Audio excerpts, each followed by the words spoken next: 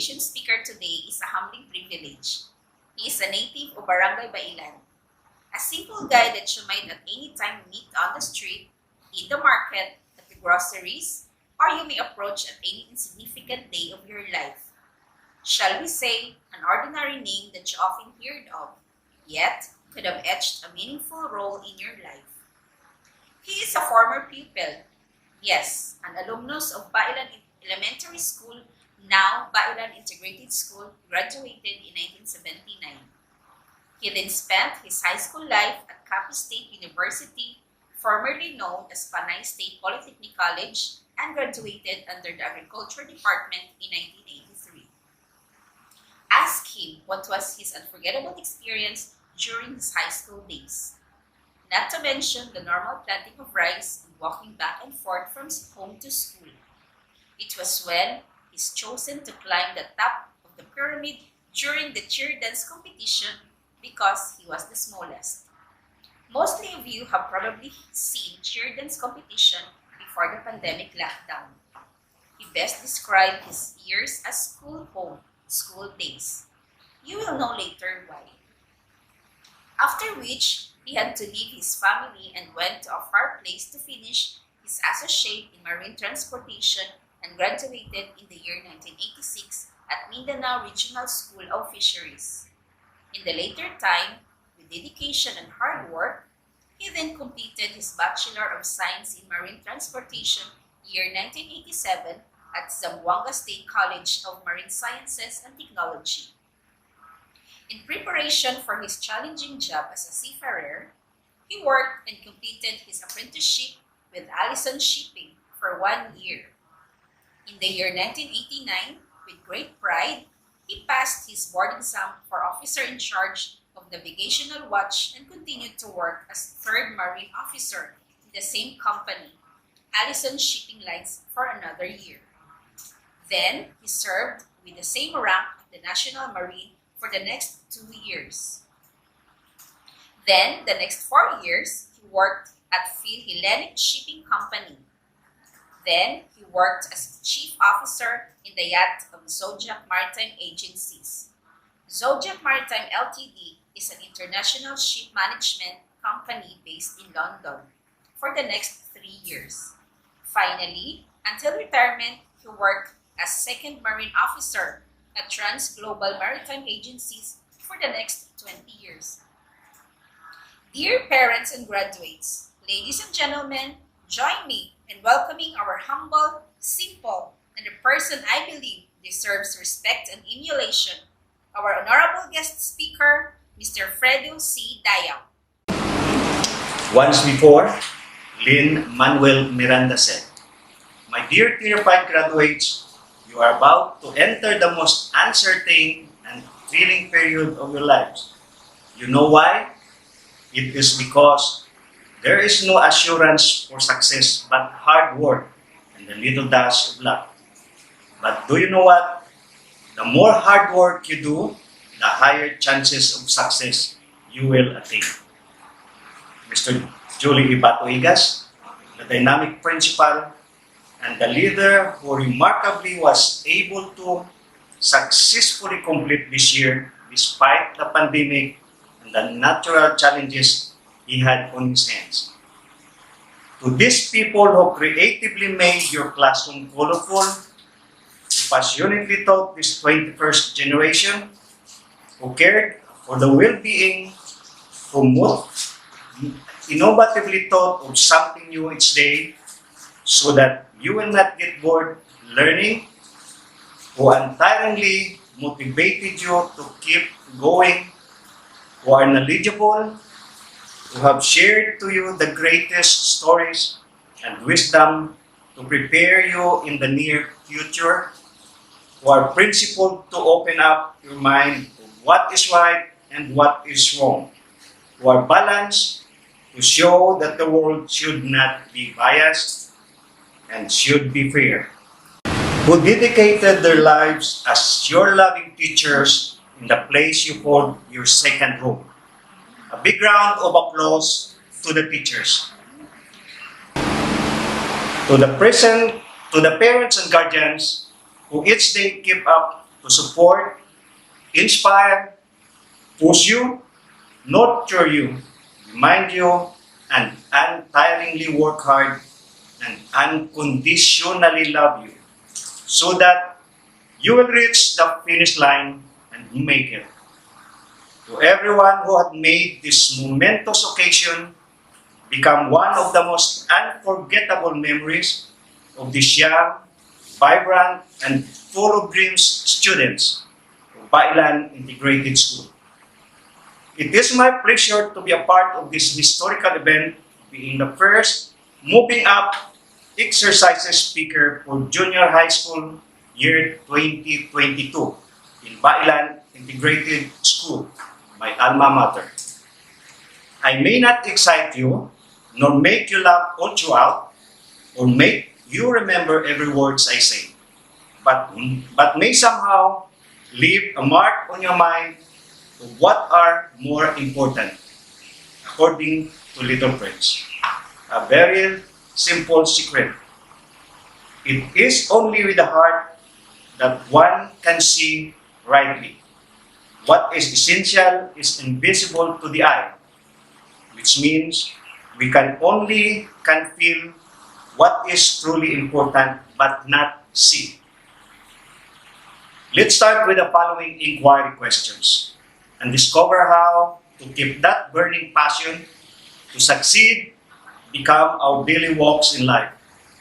Always remember, ang mga kabataan sa 21st century, and that's your generation, should be able to raise questions, to find the truth, not only the truth, but factual events, not only questions, but critical questions that will form the basis of your actions. Ini nga mga madalong nga pamangkot nga pwede nyo maging basihan sa inyong mga desisyon para maabot nyo ang inyong mga handom or dreams. Una, nga dapat kita magpamati sa hambal sang atong ginikanan o mga katigulangan. Ikaduha, nga ay importante gid nga ang isa ka tawo mag-eskwela o magtuon para sa ano ang diploma. Remember, once you learn, it creates a permanent change in your life. Ikatatlo, saan mo mahambal nga maayo ikaw nga tawo sa imo isig katawo. Kung ini nga mga pamangkuton, may ara kamong nga klaro nga sabat, ibalaan nyo na ang gusto hambalon sang team nga masigasig sa pangarap at matatag sa pagsubok. Dream passionately and enthusiastically and strong to weather the storms.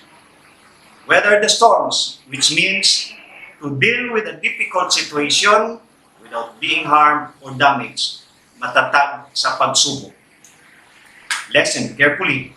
According to Amit Abraham, it is up to you to make your own destiny and not up to destiny to make you. I was very young, at 12 years old, when my siblings and I lost our father. It was the day when my dreams were unclear. Yet, I felt that the death of my father would mean an impossible dream to reach. I used to go to school with nothing but dreams and hunger. Naagyan ko ang sari-sari nga pamaagi para makabulig sa among panimalay. Nagalagas ako sang jeep para makabaligya sang ice candy. Nagaupod ako magtapas kag karga sang tubo. Sa akong manipis nga lawas mabudlay. But all of those memories of whom I am and what I have become. Ang sakit sang lawas nagaayo. But I learned how to find money. Ang kasubo nagadula. But I learned what happiness is. Hambal gani ni Cesar Montano. Ang pinakamalaking edukasyon na maituturo ng magulang sa kanilang anak ay ang kahirapan. Only there, you will know the real meaning of life in struggles and surviving the battles in life. To add, ang hambal nila, graduate lang ako sang Bailan Elementary School. Bailan lang. Kay muna ang pagdumdum sang kadamuan nga ang eskwelahan sa isa ka gamay nga baryo sang Bailan hindi makatupong sang mga eskwelahan nga ara sa dagko nga banwa o syudad. Minatuod balay na. Isa ako ka ebidensya nga dapat maging proud nga halin kita sa Bailan Elementary School. Ari ako subong inyo nga speaker, nagapabugal nga isa ka produkto sang Bailan Elementary School. Kag nalibot ko na halos ang bugos nga kalibutan. I went sailing for 1 year on an inter-island road, enlisted on a naval ship in Zamboanga Naval Base for 2 years. And went international road for 30 years. Finally, retired as Merchant Marine Officer last 2019. And I can attest, I worked and served successfully during my service. According to Dalai Lama, despite the difficulties, always keep optimism. I can overcome these difficulties. That mental attitude itself will bring inner strength and self-confidence. Hoping that at the end of my speech, I can inspire you to dream big and aspire big. Sa una nga pamangkutanon, nga dapat kita magpamati sa hambal sang atong ginikanan o mga katigulangan. The parents serve as your guide. They are the people who care for the outcome of your actions. Parents, remind you always, kay ang ila prayers, maabot ninyo ang inyong mga handog sa pangabuhi. Time will keep on, but chances may not. Ikaduha, nga importante gid nga ang isa ka tawo mag-eskwela. Kabalubla kamo nga ang dako nga rason sa mga tawo nga naga-eskwela. Hindi lang bangod sang ila mabalaan sa eskwelahan, pero bangod sang mga maayong nga eksperyensya nga ihatag sang edukasyon. Ang inyong mga subjects, gina-prepare kamo sa inyo adlaw-adlaw nga pangabuhi bilang isa ka professional nga dapat may tinapusan kung para sa ano ang diploma. Basahan ninyo kung mag-apply kamo ang mga requirements. Kung may wanted na sales lady or bagger sa isa ka mall, di bala graduate sang high school, kag may paaman pang pleasing personality. O kung dapat graduate na sa college, kag may duha ka tuig na experience. Ano ang imo ipakita kung wala ka diploma? Kag paano kung mag-apply ka? Ano ang pwede mo nga obrahon? Example lang ina ha. To break the cycle of life. Kung gusto mo nga iba naman, then you have to move. Kamud ako ang chance. This is it. Todo na to. Dream big, aim big, you must have the will. The grit. Ang grit gigil ina. Grabe nga gusto. And you have to make it. To change what you are and what you have now. Ikatatlo, pinaka-importante ini para maabot naton ang aton mga damgo. San umabalaan nga maayo ikaw nga tawo sa imo isig katawo. Kag nga ay importante ini nga kaparis para sa pag-asenso. Labi na sa team sa inyo graduation, masigasig sa pangarap at matatag sa pagsubok. According to one of my readings, you only know that it's daytime, not because you can see your surroundings, but because you see the good in other people. Dapat may ara kita compassion, kag simpati, o kung simpati sa atong tagipusoon, dapat may ara kita pakikiramay, pag-intindi, kag kaluoy. Kung nasa madalom nga paghatag importansya sa aton kinaiya, kung nagakasari-sari nga diferensya, di bala manami kung manami ang pangabuhi kung wala kita sang kaakig sa tagipusoon, wala kita sang kahisa, wala kita sang dumot, kag puno kita sa pag-intindi, puno sang gugma kag yuhong, Ang mga kabataan subong, wala man ina ginlain sa mga kabataan sang una. Pag-abot sa ginatawag nga peer pressure. Ang struggle sa pagpilit sa inyo mga barkada, damo kamo, dapat kamo nga mga kabataan subong. Wala na nagapadala-dala sa inyong barkada. Labi na kung balaan ninyo. Magbutang ini sa inyo sa delikado nga sitwasyon. Inatanan nga halin sa inyo maayo nga disposisyon. Ang disposisyon amo ina ang pagpili sang tama o mali. Gani aton gidlantawon kung diin nagatindog ang aton disposisyon. Dapat nagaatras gid kamo anay kag magpanundom sang maayo bago mag-decide o mag-desisyon. Isa ka maayo nga disposisyon ang word of honor. Ang isa ka hemplo sa palabra di honor na kung maghambal ka tapuson ko ang akon pag-eskwela. Gusto hambalon, bisan ano pa kabudlay nga sitwasyon, wala sang bahala na. Ang tawo nga porsigido kag desidido, ginapanindugan ang iya ginahala tapuson ang pag-eskwela. Isa pa nga maayo nga disposisyon, don't make cursing a habit. Uso na subong na in ang bastos. Ano ang gusto ang balon sini? Pinabala ang nagahala ikaw sang offensive o masakit kaayo. Kay ikaw nga nagahala sini, nagatanong ikaw sang seeds of doubt, seeds of anger, kag seeds of hatred. Ang imo tagipusoon sa kalawig nga ara na dira sa imo tagipusoon, hindi mo na makita na ang minatuod nga kasadya sa pangabuhi. Lastly, don't be afraid of failing, but be afraid of failure. Because failing is only a process. In failing, we will be able to learn to become. However, failure is an outcome. If we do not strive, failure will sit in on us. So dear graduates, develop characters that will make you, not break you.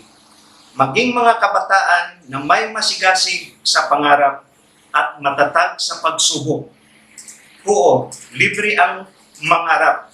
But to succeed, you have to pay the price. And it will take that strength of character to succeed. To the batch of 2022 graduations, salamat. Thank you very much to our honorable guest speaker, Mr. Fredo C. Dayal. And as a sign of gratitude, Bailan Integrated School presents this certificate of appreciation. The certificate reads, Republic of the Philippines, Department of Education, Region 6, Western Visayas, Division of Capiz. Bailan Integrated School, Bailan Pontevedra Capiz, Certificate of Appreciation.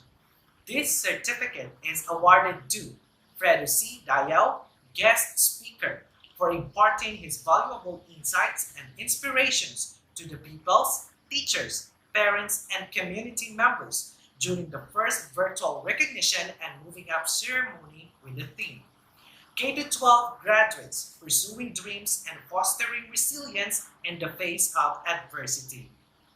Given this first day of July in the year of our Lord 2022. Signed, Julie E. Batuigas, OIC